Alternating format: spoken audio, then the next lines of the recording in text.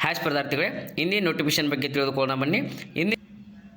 ಇಂದಿನ ನೋಟಿಫಿಕೇಶನ್ ಬಂದುಬಿಟ್ಟು ನೋಡ್ರಿ, ಕೇಂದ್ರೀಯ ವಿದ್ಯಾಲಯ ಸಂಘಟನಾ ಮತ್ತು ನವೋದಯ ವಿದ್ಯಾಲಯ ಸಮಿತಿಯಿಂದ ರಿಕ್ರೂಟ್ಮೆಂಟ ಕರೆದಿದ್ದು ನೋಡ್ರಿ, ವಿವಿಧ ರೀತಿಯ ಟೀಚಿಂಗ್ ಮತ್ತು ನಾನ್ ಟೀಚಿಂಗ್ ಪೋಸ್ಟ್ಗಳು ಖಾಲಿ ಇದ್ದು ಯಾವ ರೀತಿ ಅಪ್ಲಿಕೇಶನ್ ಹಾಕಬೇಕು ಮತ್ತು ಯಾವ ರೀತಿ ಪೋಸ್ಟ್ ಖಾಲಿ ಇದಾವೆ ಅಂತ ನೋಡೋಣ. ನೋಡೋಕ್ಕಿಂತ ಮುಂಚೆ ಇನ್ನೂ ಯಾರು ನನ್ನ ಚಾನಲ್ಗೆ ಸಬ್ಸ್ಕ್ರೈಬ್ ಆಗಿಲ್ಲ, ದಯವಿಟ್ಟು ಸಬ್ಸ್ಕ್ರೈಬ್ ಮಾಡ್ಕೊಳ್ಳಿ.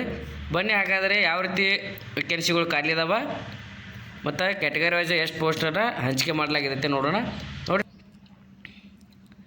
ನೋಡಿರಿ, ಮೊದಲನೇದಾಗಿ KVCಯಲ್ಲಿ assistant commissioner equal to group A ಹುದ್ದೆ ಆಗಿದ್ದು, ಇನ್ನು assistant commissioner academics group A ಹುದ್ದೆ ಇದು NVCಯಲ್ಲಿ ಅಂದರೆ ನವೋದಯ ವಿದ್ಯಾಲಯ ಸಮಿತಿಯಲ್ಲಿ.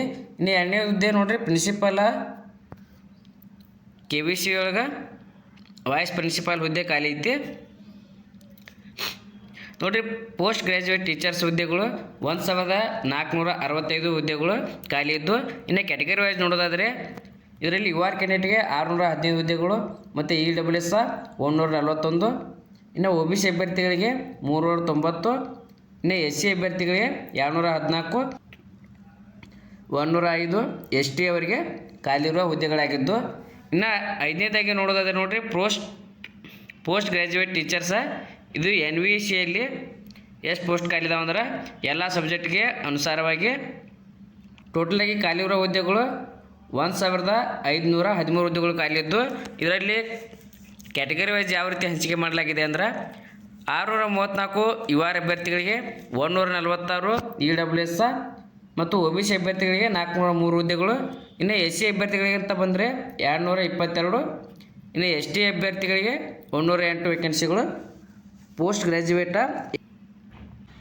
ಇನ್ನು ನೋಡ್ರಿ, ಆರನೇದಾಗಿ post graduate teachers modern Indian ಲ್ಯಾಂಗ್ವೇಜ್ನಲ್ಲಿ NVCಯಲ್ಲಿ ಖಾಲಿರುವ ಹುದ್ದೆ ಇದು ಟೋಟಲ್ ಆಗಿ 18 ಹುದ್ದೆಗಳು ಖಾಲಿ ಇದ್ದು, 16 UR ಕ್ಯಾಂಡಿಡೇಟ್ಗೆ 2 OBC ಅಭ್ಯರ್ಥಿಗಳಿಗೆ ಖಾಲಿ ಇರುವ ಹುದ್ದೆಗಳಾಗ್ಯಾವ.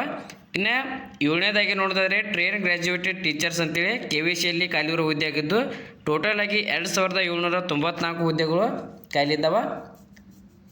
ಇನ್ನು ಇದರಲ್ಲಿ ಕ್ಯಾಟಗರಿ ವೈಸ್ ಯಾವ ರೀತಿ ಹಂಚಿಕೆ ಮಾಡಲಾಗಿದೆ ಅಂದರೆ UR ಕ್ಯಾಂಡಿಡೇಟ್ಗೆ 1153 ಹುದ್ದೆಗಳು, ಇನ್ನು EWS ಅಭ್ಯರ್ಥಿಗಳಿಗೆ 275, OBC ಅವರಿಗೆ 749 ಹುದ್ದೆಗಳು ಖಾಲಿ ಇದ್ದು, ಇನ್ನು SC ಅವರಿಗೆ 414, ST 203 ಹುದ್ದೆಗಳು ಖಾಲಿ ಇದ್ದಾವೆ. ಇನ್ನು ಎಂಟನೇದಾಗಿ ನೋಡಿರಿ, ಲೈಬ್ರೇರಿಯನ್ KVS ಒಳಗೆ ನೋಡಿರಿ, ಲೈಬ್ರೇರಿಯನ್ KVS ಒಳಗೆ ಎಷ್ಟು ಪೋಸ್ಟ್ ಖಾಲಿ ಇದಾವೆ ಅಂದ್ರೆ 147 ಪೋಸ್ಟ್ಗಳು ಖಾಲಿ ಇದ್ದಾವೆ. ಇದರಲ್ಲಿ ಕ್ಯಾಟಗರಿ ವೈಸ್ ನೋಡೋದಾದರೆ UR ಅಭ್ಯರ್ಥಿಗಳಿಗೆ 61, EWS 14, OBC 39, SC 22, ST 11 ಹುದ್ದೆಗಳು ಲೈಬ್ರೇರಿಯನ್ KVS ಒಳಗೆ ಖಾಲಿ ಇರುವ ಹುದ್ದೆಗಳಾಗ್ಯಾವ. ಇನ್ನು ನೋಡಿರಿ, 9ನೇ ಹುದ್ದೆ ಟ್ರೈನರ್ ಗ್ರ್ಯಾಜುಯೇಟ್ ಟೀಚರಿನ NVS ಒಳಗೆ ನೋಡಿರಿ ಟೋಟಲ್ ಆಗಿ 2978 ಹುದ್ದೆಗಳು ಖಾಲಿ ಇದ್ದು. ಈ ಕ್ಯಾಟಗರಿ ವೈಸ್ ನೋಡೋದಾದರೆ 1230 UR ಕ್ಯಾಂಡಿಡೇಟ್ಗೆ 292, EWS ಅಭ್ಯರ್ಥಿಗಳಿಗೆ ಇನ್ನು 798 OBC, ಇನ್ನು 441 SC ಅವರಿಗೆ ಆದರೆ 217 ST ಅಭ್ಯರ್ಥಿಗಳಿಗೆ ಮೀಸಲಿಡದ ವೇಕೆನ್ಸಿಗಳು ಆಗಿವೆ. ಇನ್ನು 10ನೇ ಹುದ್ದೆ ಯಾವುದಂದರೆ ನೋಡಿರಿ, ಟ್ರೈನರ್ ಗ್ರ್ಯಾಜುಯೇಟ್ ಟೀಚರ NVS ಒಳಗೆ ಖಾಲಿ ಇರುವ ಹುದ್ದೆಗಳ ಸಂಖ್ಯೆ ಎಷ್ಟಪ್ಪ ಅಂದರೆ ಟೋಟಲ್ ಆಗಿ 443 ಹುದ್ದೆಗಳು ಖಾಲಿ ಇದ್ದು. ಇದರಲ್ಲಿ ಕ್ಯಾಟಗರಿ ವೈಸ್ ನೋಡೋದಾದರೆ 213 UR, EWS 37, OBC 111, SC 58, ST 24 ಹುದ್ದೆಗಳು ಖಾಲಿ ಇರ್ತಾವೆ. ಇನ್ನು ಪ್ರೈಮರಿ ಟೀಚರ್ ನೋಡೋದಾದರೆ ಟೋಟಲ್ ಆಗಿ 3365 ಹುದ್ದೆಗಳು ಖಾಲಿ ಇದ್ದಾವೆ. ಇನ್ನು ನಾನ್ ಟೆಕ್ನಿಕಲ್ ಪೋಸ್ಟ್ KVS ಒಳಗೆ ಇದರಲ್ಲಿ ಟೋಟಲ್ ಆಗಿ ಹುದ್ದೆಗಳು ಖಾಲಿ ಇರೋದು ಪೋಸ್ಟ್ ವೈಸ್ ಅಡ್ಮಿನಿಸ್ಟ್ರೇಟಿವ್ ಆಫೀಸರ 12 ಹುದ್ದೆಗಳು, finance officer 5, assistant engineer 2, assistant section officer 74, junior translator 8, ಇನ್ನು ಜೂನಿಯರ್ ಸೆಕ್ರೆಟರಿ ಅಸಿಸ್ಟೆಂಟ್ 280, ಇನ್ನು ಜೂನಿಯರ್ ಸೆಕ್ರೆಟರಿ ಅಸಿಸ್ಟೆಂಟ್ 714, ಇನ್ನು ಸ್ಟೆನೋಗ್ರಾಫರ್ 1 3, ಸ್ಟೆನೋಗ್ರಾಫರ್ 2 57 ಹುದ್ದೆಗಳು ಖಾಲಿ ಇದಾವೆ. ಇನ್ನು ಅದೇ ರೀತಿ ನಾನ್ ಟೆಕ್ನಿಕಲ್ ಪೋಸ್ಟ್ NVS ಒಳಗೆ ಖಾಲಿ ಇರೋ ಹುದ್ದೆಗಳು ಯಾವ ರೀತಿ ಅದಾವೆ ಅಂದ್ರೆ ಜೂನಿಯರ್ ಸೆಕ್ರೆಟರಿ ಅಸಿಸ್ಟೆಂಟ್ 46 ಹುದ್ದೆಗಳು ಖಾಲಿ ಇದ್ರೆ ಜೂನಿಯರ್ ಸೆಕ್ರೆಟರಿ ಅಸಿಸ್ಟೆಂಟ 552 ಹುದ್ದೆಗಳು ಖಾಲಿ ಇದ್ದಾವೆ. ಇನ್ನು ಲ್ಯಾಬ್ ಅಟೆಂಡೆಂಟ್ ಅಂತೇಳಿ 165 ಹುದ್ದೆಗಳು. ಇನ್ನು ಮಲ್ಟಿ ಟಾಸ್ಕಿಂಗ್ ಸ್ಟಾಫ್ ಒಳಗೆ 24 ಹುದ್ದೆಗಳು ಖಾಲಿ ಇದ್ದಾವೆ. ಇದು ಟೋಟಲ್ ಆಗಿ NVS ಮತ್ತು KVS ಅಲ್ಲಿ ಖಾಲಿ ಇರುವ ಹುದ್ದೆಗಳ ಸಂಪೂರ್ಣವಾದ ಮಾಹಿತಿ ಆಗಿರ್ತದೆ. ನೋಡಿರಿ, ಎಜುಕೇಷನ್ ಕ್ವಾಲಿಫಿಕೇಷನ್ ಮತ್ತು ಏಜ್ ಲಿಮಿಟ್ ಯಾವ ರೀತಿ ಐತೆ ಅಂದ್ರೆ ಪೋಸ್ಟ್ ವೈಸ್ ಬೇರೆ ಬೇರೆ ರೀತಿ ಐತಿ. ನೋಡಿರಿ, ಪರ್ ಅಸಿಸ್ಟೆಂಟ್ ಕಮಿಷನರ್ NVS ಒಳಗೆ ಯಾವ ರೀತಿ ಎಜುಕೇಷನ್ ಕ್ವಾಲಿಫಿಕೇಷನ್ ಆಗಿರ್ಬೇಕಂದ್ರೆ ನೋಡಿರಿ, ಈ ಸ್ಯಾಲ್ರಿ ಬಂದುಬಿಟ್ಟು 78,800ರಿಂದ 2,09,200ವರೆಗೂ ಸ್ಯಾಲ್ರಿ ಸಿಗ್ಬೋದು. ಇನ್ನು ಏಜ್ ಲಿಮಿಟ್ ಬಂದುಬಿಟ್ಟು 45 ವರ್ಷದ ಒಳಗಿನ ಅಭ್ಯರ್ಥಿಗಳು ಈ ಹುದ್ದೆ ಅಪ್ಲಿಕೇಶನ್ ಹಾಕ್ಬೋದು. ಇನ್ನು ಕ್ವಾಲಿಫಿಕೇಷನ್ ಬಂದುಬಿಟ್ಟು ಮಾಸ್ಟರ್ ಡಿಗ್ರಿಯಲ್ಲಿ ಮಿನಿಮಮ್ 50% ಮಾರ್ಕ್ಸ್ ತೊಗೊಂಡು ಪಾಸ್ ಆಗಿರಬೇಕು.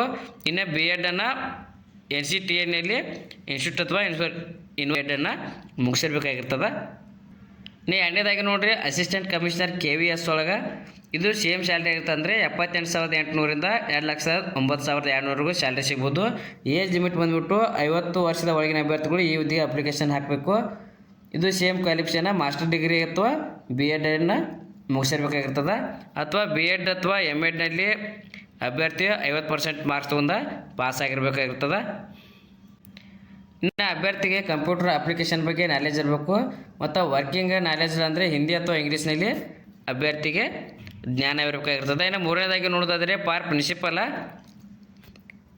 ಪ್ರಿನ್ಸಿಪಲ್ ಹುದ್ದೆಗೆ 78,800ರಿಂದ 2,09,200ವರೆಗೂ ಸ್ಯಾಲ್ರಿ ಇರುತ್ತೆ.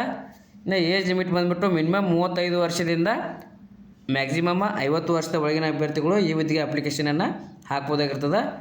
ಕ್ವಾಲಿಫಿಕೇಷನ್ ಬಂದುಬಿಟ್ಟು ಮಾಸ್ಟರ್ ಡಿಗ್ರಿಯಲ್ಲಿ 50% ತೊಗೊಂಡು ಪಾಸ್ ಆಗಿರಬೇಕಾಗಿರ್ತದೆ. ಇನ್ನು ಬ್ಯಾಚುಲರ್ ಡಿಗ್ರಿ ಎಜುಕೇಷನ್ ಅಂದರೆ BEdಲ್ಲಿ ಅಭ್ಯರ್ಥಿ 50%ಗಿಂತ ಹೆಚ್ಚು ಮಾರ್ಕ್ಸನ್ನು ತೆಗೆದುಕೊಂಡು ಪಾಸ್ ಆಗಿರಬೇಕು. ಇಲ್ಲಾಂದರೆ 3 ವರ್ಷದ BEd ಅಥವಾ MEdನಲ್ಲಿ NCTE ರಿಕಗ್ನೈಸ್ಡ್ ಯೂನಿವರ್ಸಿಟಿ ಅಥವಾ ಯೂನಿವರ್ಸಿಟಿಯಲ್ಲಿ ಅಭ್ಯರ್ಥಿ 50% ಮಾರ್ಕ್ಸ್ ತೊಗೊಂಡು ಪಾಸ್ ಆಗಿರಬೇಕಾಗಿರ್ತದೆ.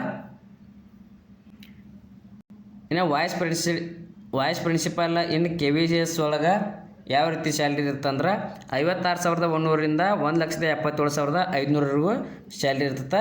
ಇನ್ನು ಅಭ್ಯರ್ಥಿಗೆ 35 ವರ್ಷದ ಮೇಲ್ಪಟ್ಟ ಮತ್ತು ಮ್ಯಾಕ್ಸಿಮಮ್ 45 ವರ್ಷದ ಒಳಗಿನ ಅಭ್ಯರ್ಥಿಗಳು ಈ ಹುದ್ದೆಗೆ ಅಪ್ಲಿಕೇಶನನ್ನು ಹಾಕ್ಬೋದಾಗಿರ್ತದೆ. ಈ ಹುದ್ದೆಗೂ ಕೂಡ ಕ್ವಾಲಿಫಿಕೇಷನ್ ಬಂದುಬಿಟ್ಟು ಸೇಮ್ ಆಗಿರ್ತದೆ. ಅಂದರೆ ಮಾಸ್ಟರ್ ಡಿಗ್ರಿ ಆಗಿರ್ಬೋದು ಅಥವಾ BEd ಆಗಿರ್ಬೋದು.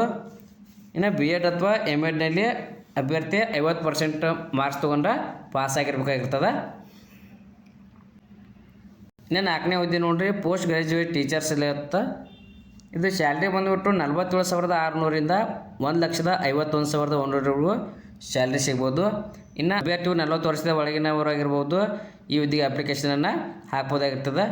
ಇನ್ನು ಅಭ್ಯರ್ಥಿಗೆ ಕ್ವಾಲಿಫಿಕೇಷನ್ ಯಾವ ರೀತಿ ಐತೆ ಅಂದ್ರೆ ನೋಡಿರಿ, ಇಂಟಿಗ್ರೇಟೆಡ್ ಪೋಸ್ಟ್ ಗ್ರ್ಯಾಜುಯೇಟ್ ಕೋರ್ಸನ್ನು ಅಭ್ಯರ್ಥಿ NCTE ರಿಕಗ್ನೈಸ್ಡ್ ಇನ್ಸ್ಟಿಟ್ಯೂಟ್ ಅಥವಾ ಯೂನಿವರ್ಸಿಟಿಯಲ್ಲಿ ಮುಗಿಸಿರ್ಬೇಕಾಗಿರ್ತದೆ. ಇನ್ನು BEdಲ್ಲಿ ಅಭ್ಯರ್ಥಿ ಕೂಡ 50%ಗಿಂತ ಮಾರ್ಕ್ಸನ್ನು ತೆಗೆದುಕೊಂಡು ಪಾಸಾಗಿದ್ದರೆ ಅಪ್ಲಿಕೇಶನನ್ನು ಹಾಕ್ಬೋದಾಗಿರ್ತದೆ. ನೋಡಿರಿ, post graduate teachers computer science physical education male and female ಅಭ್ಯರ್ಥಿಗಳಿಗೆ ಮಾಡರ್ನ್ ಇಂಡಿಯನ್ ಲ್ಯಾಂಗ್ವೇಜಲ್ಲಿ ಈ ಹುದ್ದೆಗೆ ಸ್ಯಾಲ್ರಿ ಯಾವ ರೀತಿ ಐತೆ ಅಂದ್ರೆ ನೋಡಿರಿ, 47,600ರಿಂದ 1,51,100ವರೆಗೂ ಸ್ಯಾಲ್ರಿ ಸಿಗ್ಬೋದು. ಇನ್ನು ಅಭ್ಯರ್ಥಿಗೆ 40 ವರ್ಷದ ಒಳಗಿನ ಅಭ್ಯರ್ಥಿಯು ಈ ಹುದ್ದೆಗೆ ಅಪ್ಲಿಕೇಶನನ್ನು ಹಾಕ್ಬೋದಾಗಿರ್ತದೆ. ಇನ್ನು ಅಭ್ಯರ್ಥಿಗೆ ಎಜುಕೇಷನ್ ಕ್ವಾಲಿಫಿಕೇಷನ್ ಯಾವ ರೀತಿ ಆಗಿರ್ಬೇಕಂದ್ರೆ MSc ಆಗಿರ್ಬೋದು ಕಂಪ್ಯೂಟರ್ ಸೈನ್ಸ್ ಅಥವಾ ITನಲ್ಲಿ, ಇಲ್ಲಾಂದರೆ MCA ಫ್ರಮ್ ರಿಕಗ್ನೈಸ್ಡ್ ಯೂನಿವರ್ಸಿಟಿ ಅಥವಾ ಇನ್ಸ್ಟಿಟ್ಯೂಟಲ್ಲಿ 50% ಮಾರ್ಕ್ಸ್ ತೊಗೊಂಡು ಪಾಸ್ ಆಗಿರ್ಬೇಕಾಗಿರ್ತದೆ. ಇಲ್ಲಾಂದರೆ ME ಅಥವಾ MTechನ ಅಭ್ಯರ್ಥಿ ಮುಗಿಸಿರ್ಬೇಕಾಗಿರ್ತದೆ.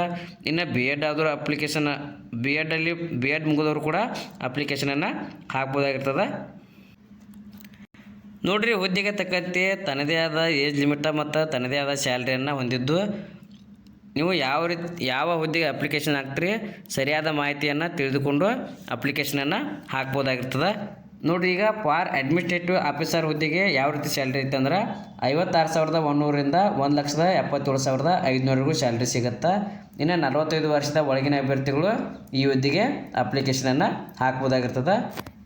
ನೋಡ್ರಿ ಫೈನಾನ್ಸ್ ಆಫೀಸರ್ ಹುದ್ದೆಗೆ ಅಪ್ಲಿಕೇಶನ್ ಹಾಕೋರಿದ್ರೆ ಸ್ಯಾಲ್ರಿ ಯಾವ ರೀತಿ ಐತಂದ್ರೆ 44,900ರಿಂದ 1,42,400ವರೆಗೂ ಸ್ಯಾಲ್ರಿ ಸಿಗುತ್ತೆ.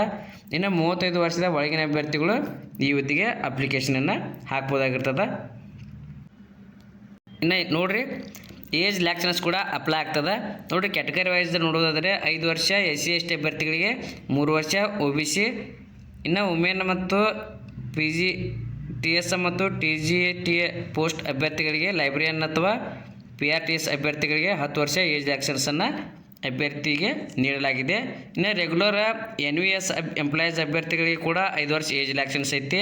ಇನ್ನು ರೆಗ್ಯುಲರ್ KVS ಎಂಪ್ಲಾಯೀಸ್ಗಳಿಗೆ ಕೂಡ 5 ವರ್ಷ ಜನರಲ್ಲ, 8 ವರ್ಷ OBC, ಇನ್ನು 10 ವರ್ಷ SC/ST ಅಭ್ಯರ್ಥಿಗಳಿಗೆ ಏಜ್ ರಿಲ್ಯಾಕ್ಸನ್ಸನ್ನು ನೀಡಲಾಗಿದೆ. ನೋಡಿರಿ ಅಪ್ಲಿಕೇಶನ್ನ ನೀವು ಅಫಿಷಿಯಲ್ ವೆಬ್ಸೈಟ್ಗೆ ಹೋಗಿ ನಿಮ್ಮ ಅಪ್ಲಿಕೇಶನನ್ನು ಆನ್ಲೈನ್ ಮೂಲಕ ಹಾಕ್ಬೋದಾಗಿರ್ತದೆ. ನೋಡಿರಿ ಅಪ್ಲಿಕೇಶನ್ ಈಗಾಗಲೇ 14/11/2025ರಿಂದ ಅಪ್ಲಿಕೇಶನ್ ಪ್ರಾರಂಭವಾಗಿದ್ದು ಕೊನೆಯ ದಿನಾಂಕ ಬಂದುಬಿಟ್ಟು 4 ಡಿಸೆಂಬರ್ 2025 ಕೊನೆಯ ದಿನಾಂಕ ಆಗಿರ್ತದೆ. ನೀವು ಅಪ್ಲಿಕೇಶನನ್ನು ಆನ್ಲೈನ್ ಮೂಲಕ ಹಾಕ್ಬೋದು. Thank you. ಇನ್ನೂ ಯಾರು ನನ್ನ ಚಾನಲ್ಗೆ ಸಬ್ಸ್ಕ್ರೈಬ್ ಮಾಡಿಲ್ಲ ದಯವಿಟ್ಟು ಸಬ್ಸ್ಕ್ರೈಬ್ ಮಾಡ್ಕೊಳ್ಳಿ. ಮುಂದೆ ಯಾವುದೇ ಜಾಬ್ ಬಗ್ಗೆ ನಾನು ತಿಳಿಸಿದಾಗ ನಿಮಗೆ ನೋಟಿಫಿಕೇಶನ್ ಮೂಲಕ ತಿಳಿದು ಬರುತ್ತದೆ.